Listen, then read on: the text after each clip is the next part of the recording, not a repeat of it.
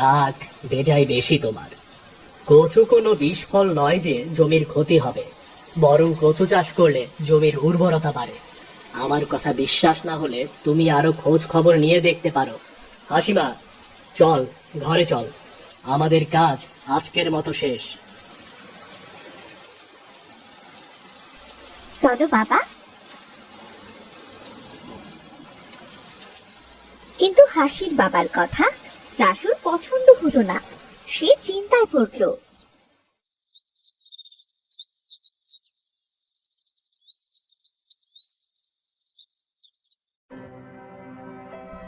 কি রে রাসু, তোর ধান চাষের কি খবর?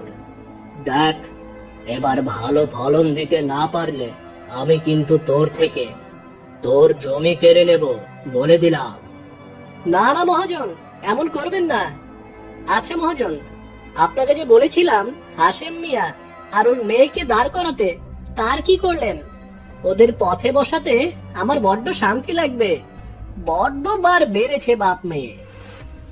আমি হলাম গ্রামের মহাজন, তোর মতো উলু খাগড়ার কথায় আমি চলি না।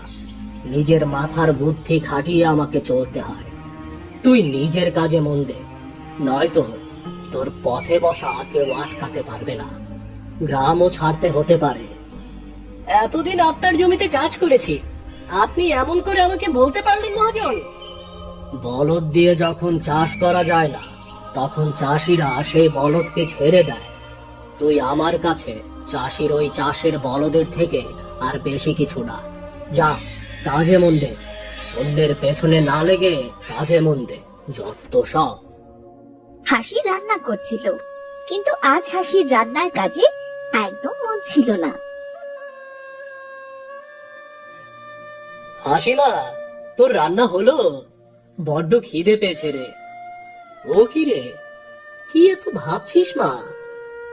রাসু আমাদের ফসলের কোনো ক্ষতি করবে না তো বাবা? ওর কথাগুলো আমার একদম ভালো লাগলো না। না রে মা, যে বেশি কথা বলে তার দম আসলে ওই কথাতেই, কাজে নয়। দে তো মা, দুটি খেতে দে আমাকে। এখনই দিচ্ছি বাবা, তুমি বসো।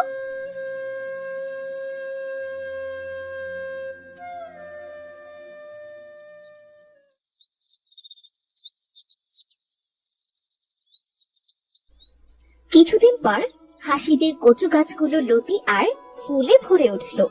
গাছে এলো মস্ত লাউ।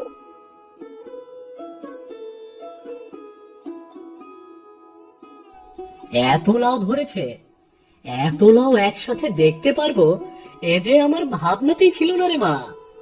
বাবা, আমি কিছু কচুর লতি, কচু ফুল আর লাউ কেটে দিচ্ছি। তুমি ওগুলো বাজারে বিক্রি করে এসো। যা অবস্থা, তোমাকে প্রতিদিনই এসব নিয়ে বাজারে যেতে হবে।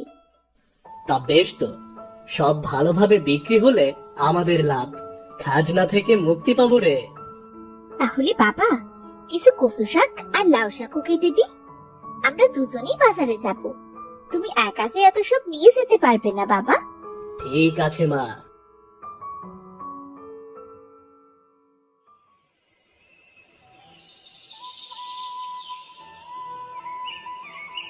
কয়েকদিনের মধ্যে হাসিরা অনেক টাকা আয় করলো। ওরা গেল মহাজনের কাছে। কি ব্যাপার, তোমরা এখানে? কি হয়েছে? আমরা আপনার খাজনার টাকাটা দিতে এসেছি মহাজন। পুরো 3 বছরের এই 3000 টাকা নিন। বাহ, এত তাড়াতাড়ি টাকার ব্যবস্থা করেছ। তোমার জমিতে 2 ফসলের কথা অবশ্য সকলের মুখে মুখে। তা তোমরা চাইলে আমার বড় ধানের জমিটাও ভাগে চাষ করতে পারো। না মহাজন সাহেব, আমার যতটুকু আছে আমরা বাপ মেয়ে মিলে ততটুকুতেই চাষ করব। তাছাড়া ওই জমির দেখাশোনা তো রাসু করে। আমি জমিটা নিলে ও কর্মহীন হয়ে পড়বে। আমি বরং চলি। তোমার সরলতা দেখে মুগ্ধ হলাম হাশেম মিয়া। যাও, ভালো করে দিন কাটাও।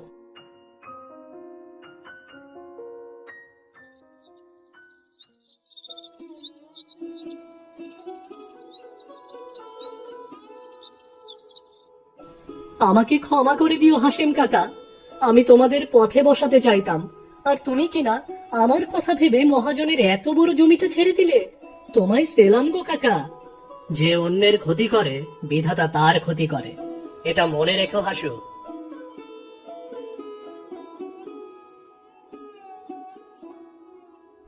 তারপর বাবা মেয়ের দিন সুখে ভরে ওঠে।